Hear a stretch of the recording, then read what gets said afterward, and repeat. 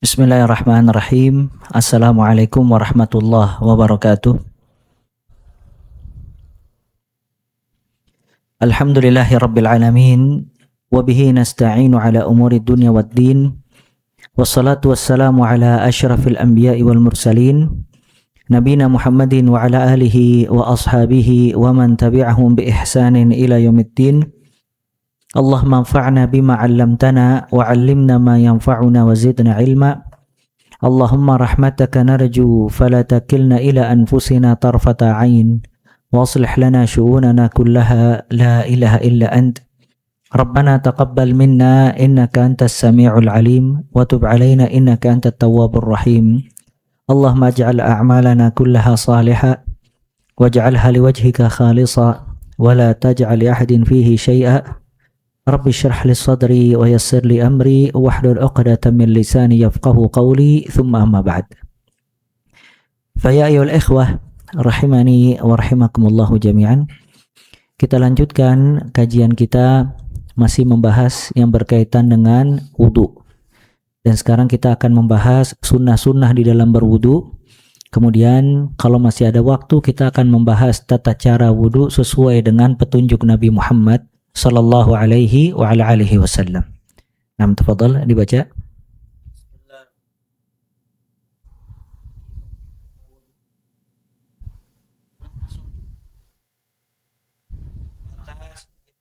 Naam. Setiap ibadah itu ada sunnah-sunnahnya. Dan sunnah hukumnya berbeda dengan syarat ataupun kewajiban. Syarat dan kewajiban itu wajib didatangkan dan tidak sah ibadah tersebut apabila gugur syarat dan kewajibannya. Syarat seperti syarat wudu, kemarin kita membahas dia berwudu dengan air yang suci, yang tahur. Kalau airnya tidak tahur, maka tidak sah wudunya. Rukun dia harus mencuci muka. Kalau semisalnya dia berwudu tanpa mencuci muka, maka tidak sah wudunya. Adapun sunnah, apabila dia mendatangkannya ketika berwudu, maka wudunya menjadi sempurna, kemudian mendapatkan ganjaran yang jauh lebih besar. Ya, bukan berarti ya ikhwah, sunnah-sunnah ini diremehkan atau ditinggalkan. Ya, justru sunnah-sunnah di dalam ibadah itu harus didatangkan dan diupayakan untuk disempurnakan. Semakin sempurna wudu seseorang, maka semakin besar ganjarannya di sisi Allah Azza wa Jalla. Semakin biasa wudunya, maka semakin berkurang ganjarannya di sisi Allah Azza wa Jalla. Ya, bahkan di antara sebab seseorang diangkat derajatnya oleh Allah Azza wa Jalla yaitu isbaghul wudu. Dia menyempurnakan wudu dalam keadaan-keadaan yang sulit. Misalnya dalam keadaan dia malas, dalam keadaan dingin, tapi dia tetap menyempurnakan wudunya sebagaimana wudu Nabi Muhammad sallallahu alaihi wasallam. Maka dia mendapatkan ganjaran yang sangat besar. Dan itu kata para ulama, hikmah kenapa Allah tidak mengatakan sallu. Perintah salat itu bukan hanya salli atau sallu, tapi kata Allah aqimis salah, dirikanlah salat. Kata para ulama, hikmah di balik perintah Allah memerintahkan dengan kalimat aqimis salah, maksudnya dirikanlah salat secara sempurna dengan syarat-syaratnya, rukun-rukunnya dan juga wudu-wudunya dengan sunnah-sunnahnya. Maka dia salat sebagaimana sabda Nabi sallallahu alaihi wasallam, "Shallu kama ra'aitumuni usalli." Salatlah kalian sebagaimana aku salat. Sempurna salat dia. Begitu juga wudu. Seorang ketika berwudu dia mengetahui tentang sunnah-sunnah wudu, maka dia berusaha untuk menyempurnakan iqtidaan, berusaha menyempurnakan karena lantaran mengikuti petunjuk Nabi sallallahu alaihi wa alihi wasallam. Utsman ibn Affan radhiyallahu taala an, dan nanti kita jelaskan hadisnya. Beliau mengajarkan bagaimana tata cara wudu Nabi sallallahu alaihi wasallam. Di diajarkan secara praktek. Setelah praktek, maka Utsman ibn Affan membawakan sabda Nabi sallallahu alaihi wasallam, "Man tawadda'a nahwa wudu'i hadha, thumma shalla rak'atain, lam yuhdits fihi ma nafsah, ghufira lahu ma taqaddama min dhanbihi."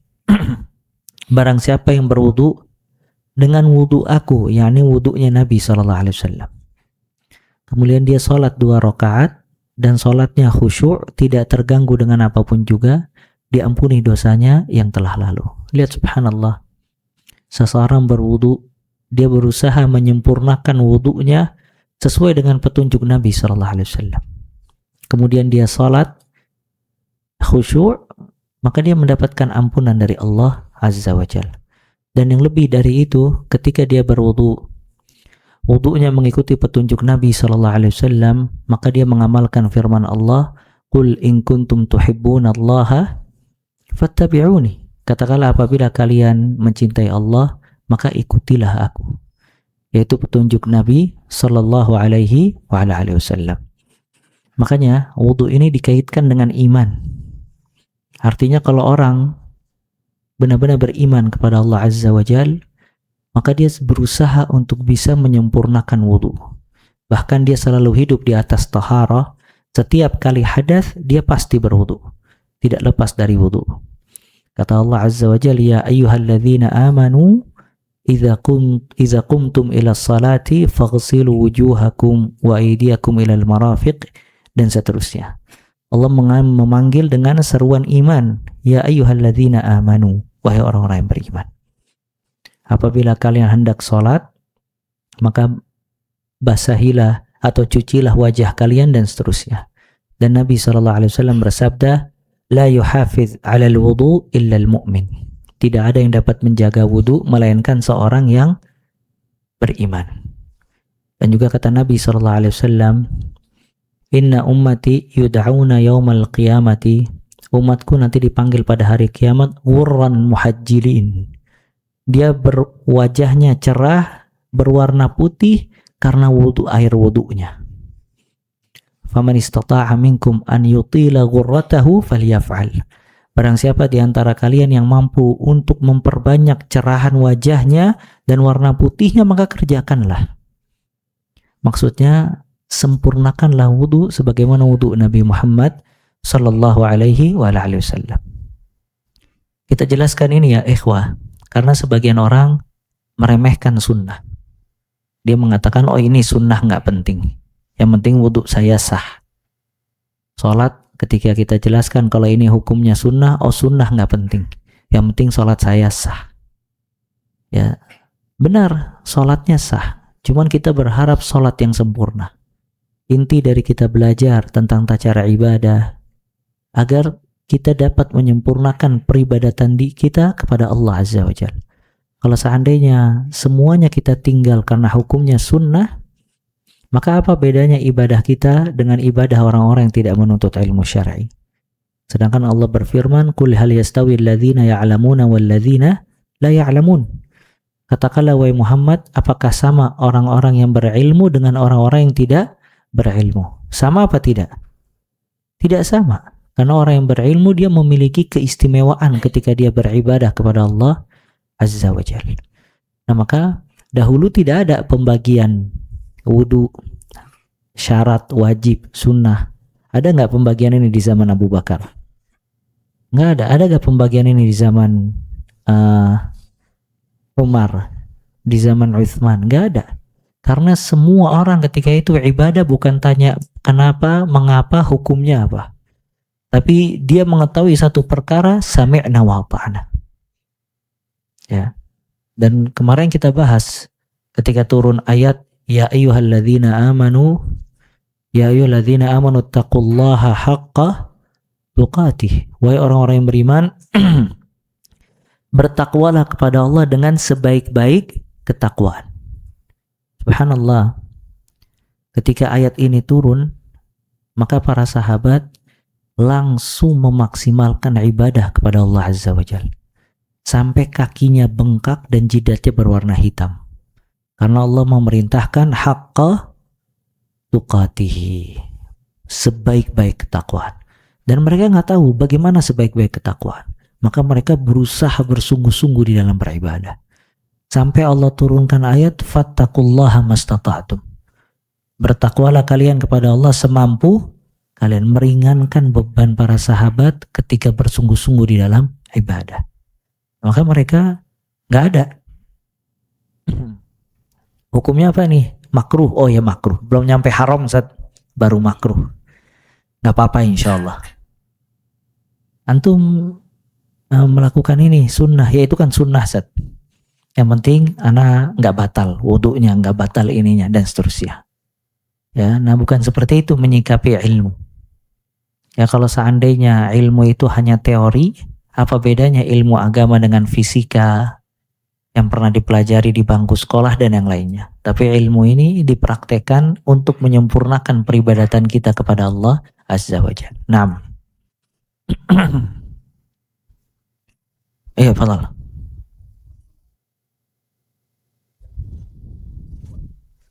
Yang pertama bersiwak. Kata Nabi sallallahu alaihi wasallam, "Laula an asyqa ala ummati la amartuhum bisiwak inda kulli wudu." Kalau seandainya aku tidak memberatkan umatku, niscaya aku memerintahkan mereka untuk bersiwak di setiap kali hendak berwudu. Para ulama menjelaskan kapan seseorang bersiwak ketika berwudu. Dan yang paling tepat, tempat bersiwak ketika berwudu yaitu ketika berkumur-kumur. Jadi ketika seseorang berkumur-kumur dia sambil bersiwak, ya. Tapi mungkin kalau sikat gigi biasanya kan sebelum wudu, ya, karena mungkin sulit. Cuman yang paling tepat kalau seseorang bersiwak, maka dia membersihkannya ketika berkumur-kumur dengan mengeluarkan air juga dari mulutnya. Dan ini sunnah. Dan kita pernah bahas dalam bab fikih ini tentang sunnah siwak. Ya, siwak ini diantara keutamaannya as-siwak matharatun lil fam wa mardatun lirrabb. Siwak ini membersihkan mulut dan mendatangkan keridhaan Allah Azza wa Jalla. Ya, dan antum kalau sikat gigi, bau mulut itu kadang tidak hilang. Tapi subhanallah, kayu siwak kalau antum bersihkan mulut terus antum cium nggak ada baunya sama sekali. Ya, kayu siwak ini. Ya, tapi bukan kayu bambu dipotong jadi siwak ya. Ya, kayu siwak memang yang dia khusus dipakai arikah untuk membersihkan mulut. Dan dia mardatun lirrabb, mendatangkan keridhaan Allah Azza wa Jalla. Anda pernah dengar salah seorang ulama ketika dia di rumah sakit parah, dia cari siwaknya. Dia bilang ke anaknya, "Mana siwakku?" Dicari sama anaknya sampai ketemu. Kemudian dia bersiwak. Dia bilang ke anaknya, "Cukuplah perhatian kita kepada siwak karena sabda Nabi SAW, mardatun lirrabb." Dia bisa mendatangkan keridhaan Allah Azza wa Jalla. Lihat subhanallah, antum bersiwak dapat ridha Allah.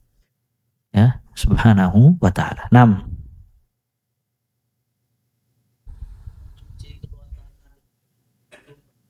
Mencuci kedua tangan 3 kali sebelum berwudu, ini hukumnya sunnah dan ditekankan ketika bangun di malam hari. Ketika seseorang bangun di malam hari, sebelum dia memasukkan tangannya ke dalam ember atau air, maka sebagian mewajibkan. Ya, sebagian lagi tidak mewajibkan untuk mencuci kedua tangannya. Karena kata Nabi SAW, li'annahu la yadri aina batat yadu. Karena dia tidak tahu di mana tangannya berada ketika dia tidur. Mungkin bisa aja tangannya memegang hal-hal yang najis, kemudian terkena air tadi. Maka ditekankan di malam hari apabila bangun, sebelum seseorang memegang air untuk mencuci kedua tangannya 3 kali. Ya, dan ini dikhususkan di malam hari karena biasanya tidur di malam hari lebih terlelap dibandingkan tidur di siang hari. 6.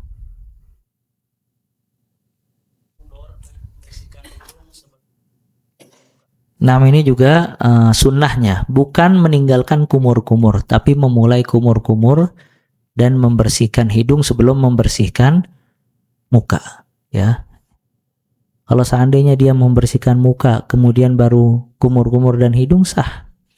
Tapi sunnahnya dia berkumur-kumur dan membersihkan hidung dan mengeluarkan air dari hidung, ya, sebelum dia mencuci mukanya. Nah, kecuali orang yang puasa, kita jelaskan, orang yang puasa dia tidak boleh bersungguh-sungguh memasukkan air ke hidung karena sabda Nabi sallallahu alaihi wasallam, "Wa baligh fil istinsyaq illa an takuna sha'imah." Bersungguh-sungguhlah di dalam memasukkan air ke dalam hidung kecuali engkau dalam keadaan puasa. Nah, kalau puasa nggak boleh bersungguh-sungguh. Nah,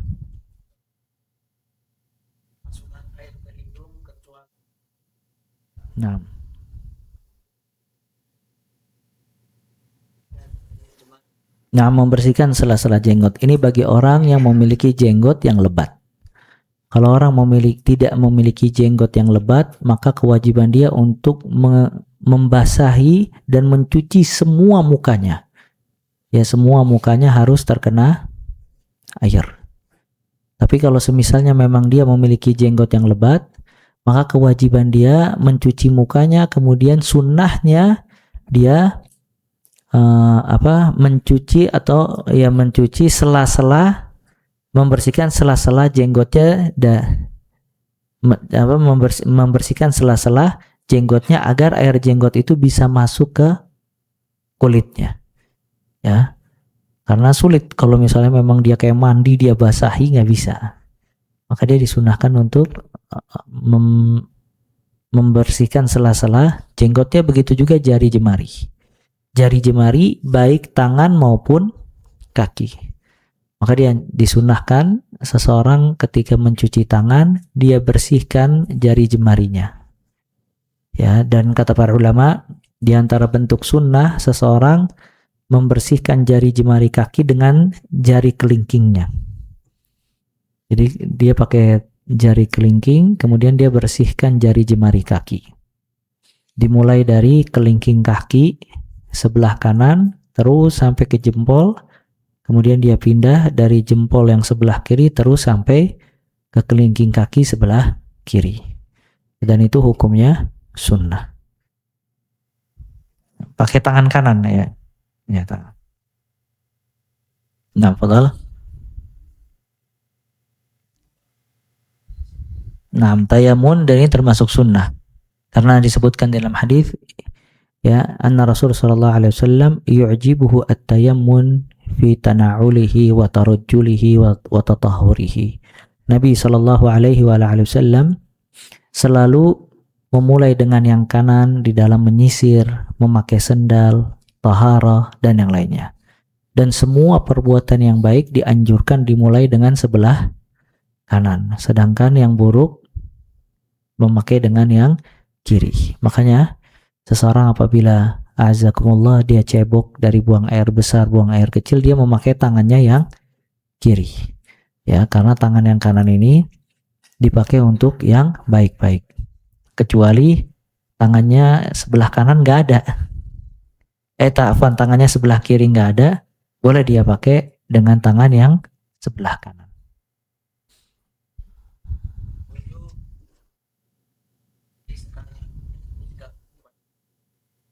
Iya, termasuk dari sunnah mencuci lebih dari 3 kali. Maka wajibnya itu 1 kali.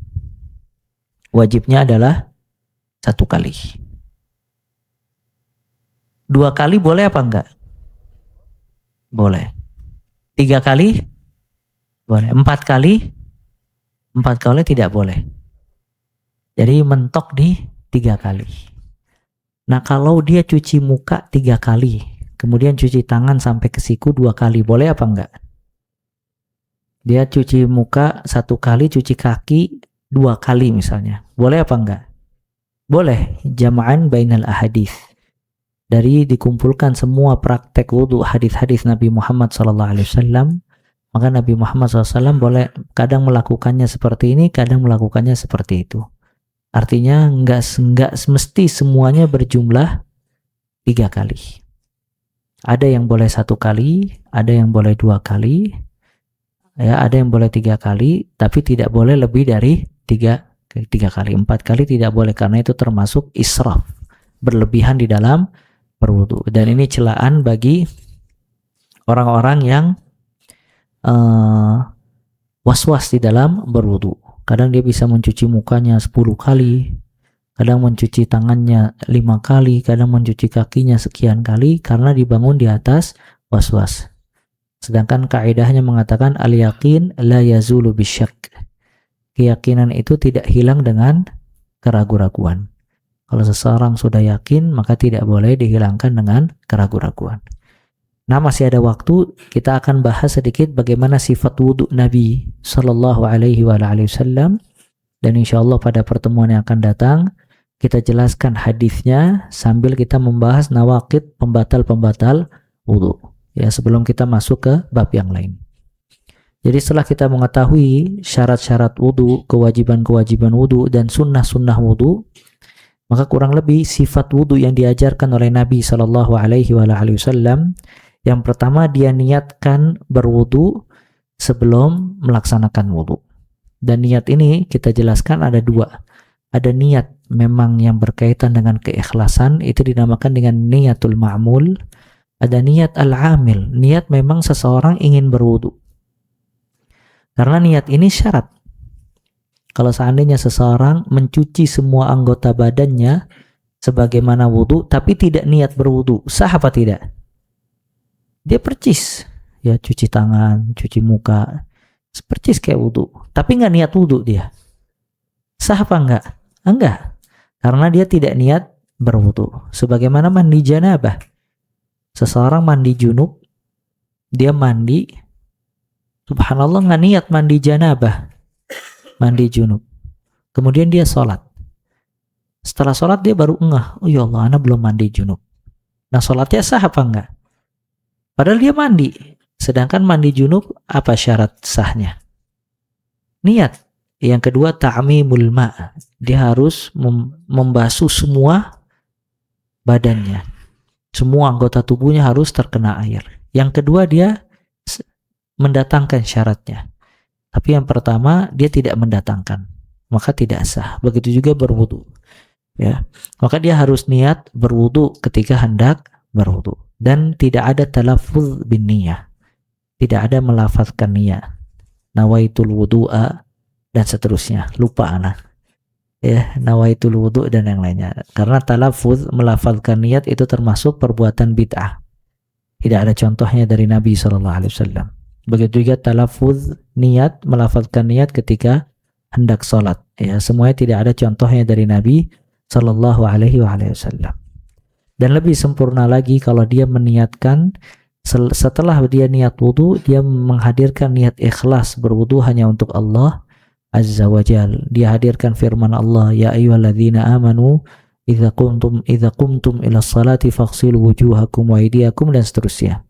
Kemudian dia ingat hadis Nabi Muhammad SAW, man tawadda'a nahwa wudu'i hadza. Kemudian dia berwudu dengan sebagaimana wudunya Nabi SAW. Kemudian yang kedua, dia mengucapkan bismillah. Dan kata Imam Ahmad, apabila seseorang di kamar mandi, maka cukup mengucapkan bismillah di dalam hati. Walaupun sekarang ini kamar mandi nggak semuanya terlarang untuk mengucapkan bismillah. Yang terlarang untuk mengucapkan bismillah itu mirhat, yang ada WC-nya. Kadang sebagian kamar mandi terpisah buat mandi mungkin ya, ngerendam, ada buat buang air besar. Bahkan sebagian kamar mandi mewah kayak kamar. Ya, ada tempat ngopinya. Ya, ada tempat macam-macamnya. Ya, cuman yang penekanannya dilarang ketika ada klosetnya. Azakumullah. Maka dia membacanya di dalam hati. Tapi kalau kamar mandi yang mewah, nggak ada kloset, nggak ada apa, dia mengucapkan bismillah di wastafelnya nggak apa-apa, karena terpisah dengan kloset tadi. Kemudian yang ketiga, tsumma yaghsilu kaffaihi thalatha marrat. Dia mencuci tangannya 3 kali, ya, dan disunahkan tadi untuk mencuci jemari tangannya. Kemudian yang keempat, dia berkumur-kumur 3 kali dan memasukkan air ke hidung 3 kali dan mengeluarkannya dengan tangan kirinya. Jadi sebenarnya sunnahnya dia mengambil air dan dia melakukannya sekaligus antara kumur-kumur dan memasukkan air ke hidung. Nah, nanti dia mengambil, dia masukkan, nanti dia mengeluarkannya dengan tangan kirinya. Dan boleh dia bersihkan dalam hidungnya, ya. Nah, dia lakukan berapa banyak? 3 kali. Dia ambil air, dia kumur-kumur, dia masukkan airnya ke hidung, kemudian dia keluarkan dengan tangan kirinya.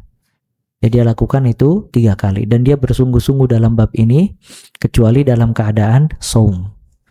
Dan di sini tadi kita sebutkan sunnahnya seseorang bersiwak. Ya, kalau dia ada siwak, sunnahnya bersiwak. Kemudian yang selanjutnya dia mencuci wajahnya 3 kali. Dan kita kemarin bahas kalau wajah itu dimulai dari tempat tumbuhnya rambut. Awal tumbuhnya rambut, ya, di kepala sini, ya, sampai dagunya, ya, sampai dagunya tempat keluar jenggot.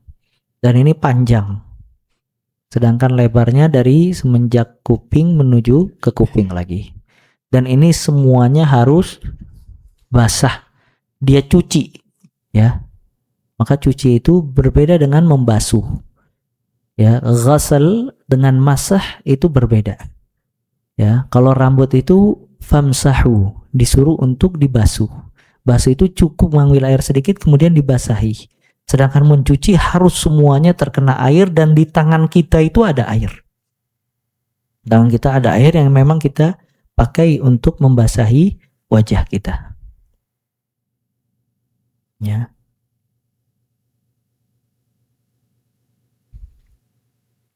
Kemudian juga jenggot yang panjang tadi kita jelaskan, dia wajib untuk terkena air. Jadi wajib untuk terkena air, tapi kalau dibasuh selah-selahnya itu hukumnya Jadi kalau jenggotnya panjang dia basahi juga. Cuman kalau membersihkan selah-selahnya itu hukumnya sunnah. Jadi jenggot ini ada yang wajib, ada yang sunnah. Wajibnya jenggot yang panjang dia terkena air, dia basahi dengan air. Adapun kalau misalnya selah-selahnya maka sunnah untuk dibasuh, ya. Kemudian dia mencuci kedua tangannya sampai siku 3 kali, ya. Dan tangan sampai siku itu dimulai dari ujung jari. Dimulai dari ujung jari sampai kepada adud. Adud itu di atas siku sedikit. Jadi kalau bahasa Arabnya ini mirfaq. Ila mirfaqain, mirfaq ini siku, ujung tangan. Ya, jadi tangan dimulai dari ujung sini sampai sini. Nah, atasnya itu adud bahasa Arab. Nah, kalau dia sampai adud itu jauh lebih baik. Kenapa? Karena sikunya pasti terkena, ya, basah. Nah, itu ya cara untuk mencuci tangan, dan dia mulai dari sebelah kanan kemudian ke sebelah kiri dan dia lakukan itu sebanyak 3 kali. Ya, sebanyak 3 kali. Kemudian dia berusaha juga untuk membersihkan semua yang menghalangi air ke kulit. Kalau misalnya memang ada bekas-bekas cat atau yang semacamnya yang air itu tidak bisa terkena kulit, dia hilangkan terlebih dahulu. Kemudian baru habis itu dia cuci tangannya. Karena kalau semisalnya memang ada bagian kulit yang tidak terkena air, maka wudunya tidak sah. Ya. Tidak boleh terhalangi dengan apapun juga. Kemudian dia baru membasuh. Dia membasuh kepala dan kedua telinganya. Dan dia lakukan 1 kali. Dia ambil air, dia basahi tangannya, kemudian dia basuh dari depan tempat keluarnya rambut, kemudian dia terus basuh sampai ke belakang. Sampai sini apa namanya? Pundak, ya. Punuk. Tengkuk, ya. Nah, sampai terakhir keluarnya rambut. Kalau yang punya rambut tahu dia. Yang masalah yang botak mungkin. Nah, nanti dia kembalikan lagi ke depan.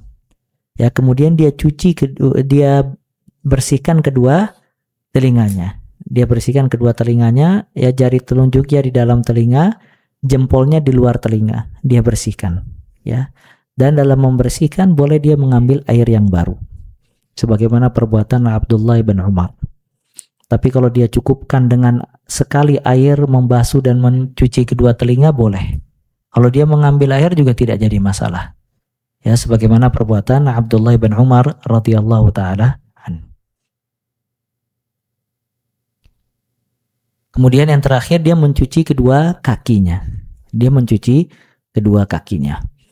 Ya, dia cuci kakinya dari sebelah kanan, semuanya dari ujung jari jemari sampai ka'ab mata kaki, kedua mata kakinya. Ya, dan semuanya harus basah. Kemudian disunahkan dia membersihkan jari jemari kaki dengan telunjuknya, dengan kelingkingnya. Ya, kemudian dia pindah ke yang kiri, dia bersihkan lagi kakinya sambil dia bersihkan jari jemarinya. Ya. Dan itu sunnahnya dia lakukan berapa kali? Dia lakukan 3 kali. Ya, setelah dia berwudu, dia mengangkat pandangannya, kemudian dia berdoa kepada Allah dengan doa setelah wudu. Dia mengucapkan asyhadu an la ilaha illallah wa asyhadu anna Muhammadan abduhu wa rasuluh. Allahumma ja'alni minat tawwabin wa ja'alni minal mutatahhirin. Kemudian dia tambah doa bertaubat kepada Allah, subhanakallahumma wa bihamdik asyhadu an la ilaha illa anta astaghfiruka wa atubu ilaik. Ini doa setelah berwudu. Ya, dan doa wudu ini subhanallah ganjarannya besar. Ya, dikatakan oleh Nabi SAW, barang siapa yang setelah berwudu dia mengucapkan asyhadu an la ilaha illallah wa asyhadu anna Muhammadan abduhu wa rasuluh, Allahumma ja'alni minat tawwabin wa ja'alni minal mutatahhirin, akan dibukakan baginya pintu surga yang 8. Dan dia boleh masuk dari mana saja yang dia kehendaki. Kemudian dia bertobat kepada Allah, subhanakallah wa bihamdik asyhadu an la ilaha illa anta astaghfiruka wa atubu ilaik. Kenapa? Sebagaimana air wudu itu membersihkan zahir kita, maka doa ini membersihkan batin kita dari dosa.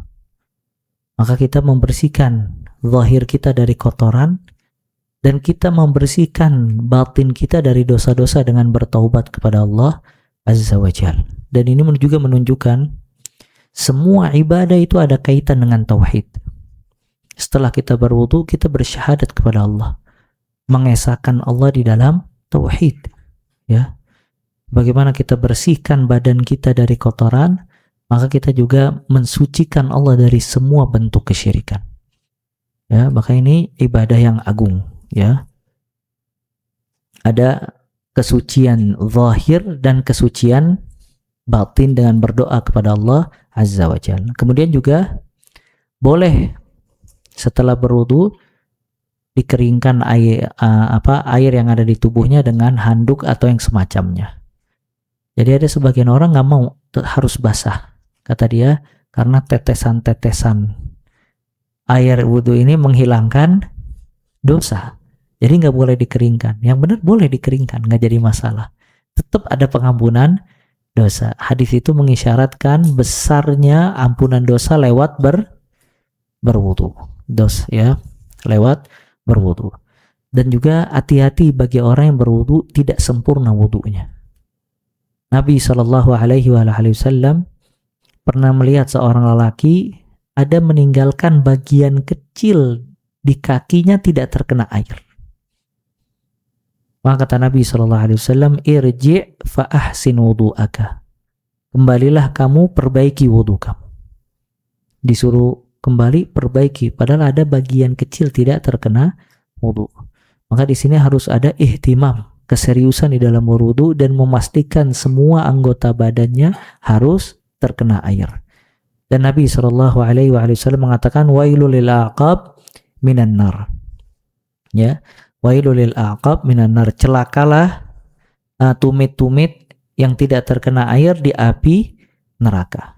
Ini menunjukkan kesempurnaan wudu harus dijaga, kewajiban-kewajibannya, dan harus memastikan semua anggota badannya terkena air wudu. Ya. Dan subhanallah ya ikhwah, Nabi Shallallahu Alaihi Wasallam pernah ditanya tentang ad-darajat. Jadi Nabi ditanya dua hal. Apa itu ad-darajat dan apa itu kafarat? Apa aja amalan-amalan yang dapat mengangkat derajat dan apa aja amalan-amalan yang dapat mengampuni dosa? Maka dijelaskan kepada Nabi SAW, amalan-amalan yang dapat mengangkat derajat, isbaghul wudu' alal makarih, atau dalam riwayat alal kuraihat, wa kathratul khuta ilal jamaat, dalam riwayat ilal masajid, wa intidharus salah ba'da salah. Ya. Kemudian ditanya tentang itu tadi kafarat, pengampunan dosa. Ditanya tentang darajat, it'amut ta'am, walidul kalam, wassalatul billail, wan nasu niyam. Jadi pengampunan dosa ada 3. Menyempurnakan wudu di saat sulit,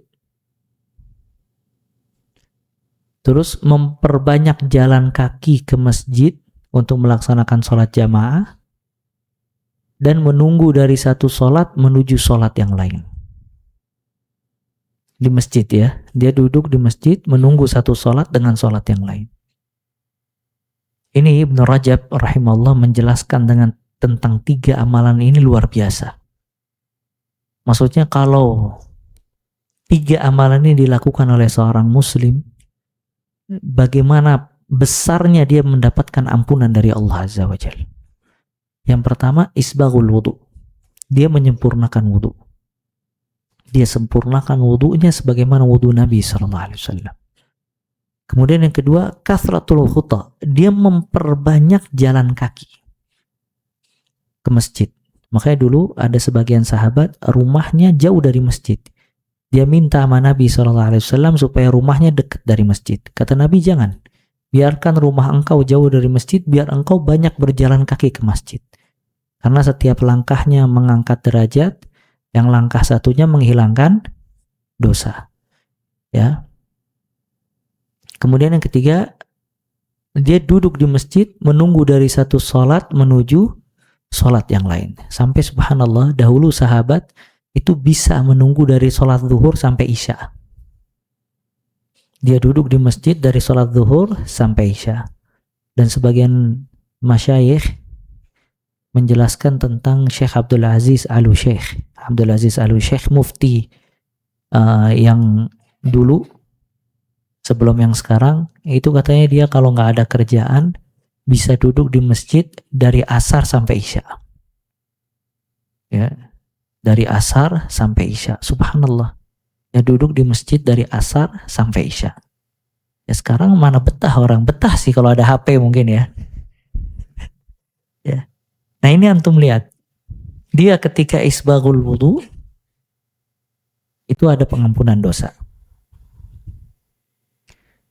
Ditambah lagi dia berjalan melangkahkan kaki ke masjid. Ada tambahan lagi pengampunan dosa. Maka dia masuk masjid, sholat, ditambah lagi pengampunan dosanya. Maka dia duduk, menunggu satu sholat lagi, tambah lagi pengampunan dosanya. Maka bisa-bisa dia bersih dari dosa kalau dia mengamalkan 3 hal ini. Dia sempurnakan wudunya, kemudian dia memperbanyak langkah ke masjid, kemudian dia sholatnya aja dia udah pengampunan dosa. Apalagi kalau setelah sholat dia duduk, dia menunggu sholat yang lain. Makanya dahulu Nabi SAW selalu duduk di masjid setelah subuh dan tidak keluar kecuali syuruk. Ya, walaupun ada khilaf tentang hadis syuruk, cuman itu waktu yang paling banyak ya orang-orang saleh duduk menunggu sholat di pagi hari. Dan itu yang dilakukan oleh Nabi Muhammad Sallallahu Alaihi Wasallam. Dan ini menunjukkan subhanallah berapa banyak luput kebaikan dari diri kita untuk mengamalkan amalan ini. Ya, kadang orang wudu seadanya, tidak sempurna. Kadang dia ketinggalan jamaah, tidak sholat berjamaah. Dan kadang tidak ada niat untuk duduk di masjid menunggu sholat yang lain. Padahal subhanallah apa yang dia tunggu? Gak ada yang dia tunggu, ya, melainkan kesibukan-kesibukan yang tidak bermanfaat. Kemudian Nabi SAW ditanya tentang darajat, apa yang dapat mengangkat derajat. Maka disebutkan kepada Nabi SAW 3 hal. Yang tadi bisa difahami pengampunan dosa ya. Yang pertama, it'amut ta'am, memberikan makan. Maka ini ya ganjaran yang sangat besar orang yang suka ngasih makan. Allah Ta'ala ketika menjelaskan tentang penghuni surga, di antara kebiasaan penghuni surga ketika di dunia, wa yut'imuna at-ta'ama ala miskin wa yatim wa asira. Dia biasa memberikan makan buat orang miskin, anak yatim, dan orang yang tersandera. Kemudian dia mengatakan, innama nut'imukum liwajhillah. Kita ngasih makan kalian karena wajah Allah. La nuridu minkum jazaan wala syukur. Kami tidak mengharapkan balasan dan kami tidak mengharapkan terima kasih. Jadi dia biasa memberikan makan. Nah, maka ini anjuran juga ya, seseorang kalau misalnya di rumah memungkinkan untuk bisa memperbanyak lauk, dia perbanyak lauk, dia kasih kiri kanan, dia kasih saudaranya, atau mungkin dia beli nasi bungkus 5, 10, dia bagi-bagi ke orang yang tidak mampu, mengamalkan hadis ini, it'amut ta'am, memberikan makan. Dulu sebagian salaf, subhanallah, dia apabila mencintai satu makanan, dia suruh keluarganya masak. Telah dimasak sama keluarganya, maka dia panggil orang fakir, dikasih ke orang fakir, dia tidak menyentuh makanan itu sama sekali. Sampai kata keluarganya, aneh katanya. Engkau membebankan kita untuk masak, tapi setelah kita masak engkau kasih ke orang. Kata dia, karena anak cinta sama makanan ini, maka anak sedekahkan ke orang. Bahkan dikatakan Ibn Umar radhiyallahu taala anhuma tidak pernah makan kecuali pasti di situ ada orang miskin. Jadi dia kalau masak di rumah, dia panggil orang miskin, dia makan bareng dengan orang miskin untuk bisa mengamalkan it'amut ta'am. Kemudian yang kedua, walinul kalam, berkata yang lembut. Dalam riwayat lain disebutkan ifsya'us salam, memperbanyak mengucapkan salam. Dan 2 hal ini masuk juga di dalam hadis Nabi SAW. Ayyul Islam afdal, Islam apa yang paling afdal, yang paling utama? 2. Antut'imut ta'am, engkau memberikan makan, wa taqra'us salam ala man araft wa man lam ta'rif. Engkau mengucapkan salam orang yang kau kenal atau orang yang engkau tidak kenal. Atau linul kalam, ya, berkata baik. Berkata baik ini berat apa enggak? Berat mana berkata baik sama sedekah? Sedekah ngeluarin fulus ya. Subhanallah, linul kalam. Kata Nabi SAW, ittaqun nar walau bisyiqqi tamratin. Selamatkanlah diri kalian dari api neraka walaupun hanya sebiji kurma. Kalau nggak bisa apa? Kalau engkau nggak bisa hatta sebiji korma, apa pakai? Fabi kalimatin thayyibah, maka dengan perkataan yang baik. Orang berkata kepada saudaranya yang baik, subhanallah, mengangkat derajatnya, kemudian mendapatkan ganjaran di sisi Allah Azza wa Jalla. Makanya kata-kata yang baik ini kalau dinasihatkan buat Allah, kita dapat ganjaran di sisi Allah Azza wa Jalla. Sebagian orang berkata, kalau berkata yang baik itu kadang diremehkan. Maka harus tegas, lugas, kasar, teriak-teriak. Subhanallah, penelitian, ada satu penelitian Anda pernah lihat. Perkataan mana yang paling cepat mempengaruhi karakter orang? Ada 2 orang dipanggil, duduk di hadapan satu orang. Orang yang pertama ini dipanggil, dimarah-marahin. Berkata yang kasar. Subhanallah, ini orang gelisah. Ya, meluap-meluap, gelisah, sampai tidak betah pergi.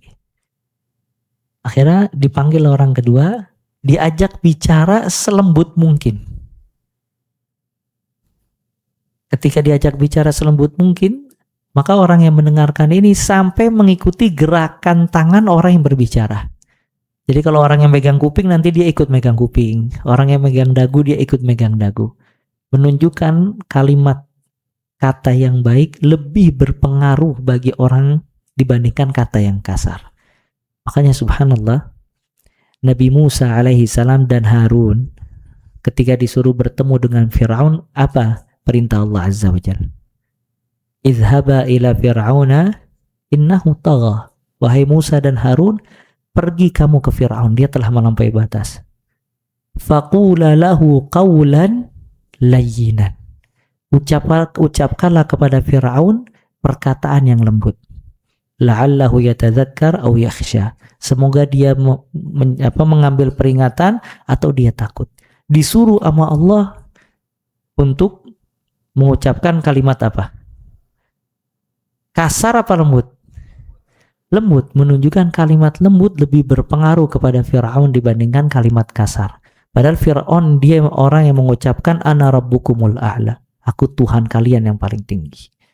Nah makanya linul kalam, perkataan yang lembut, sedekah dan mengangkat derajat seseorang. Makanya salah kalau orang tua kadang mendidik anaknya dengan yang kasar. Ya, semua kebun binatang keluar. Ya, tapi subhanallah dia meninggalkan kalimat yang baik dan lembut. Sampai anaknya heran kalau bapaknya berbicara yang lembut. Ini ada apa Abah Hana nih? Ya, saking jarangnya berkata yang lembut. Dan yang terakhir, wasallu billail wan nasu niyam. Salat di malam hari ketika manusia dalam keadaan tidur. Maka ini semua, tiga hal ini memberikan makan, berkata yang baik atau mengucapkan salam, dan salat di malam hari yang akan mengangkat derajat seseorang. Maka Nabi SAW diajarkan oleh Allah dua.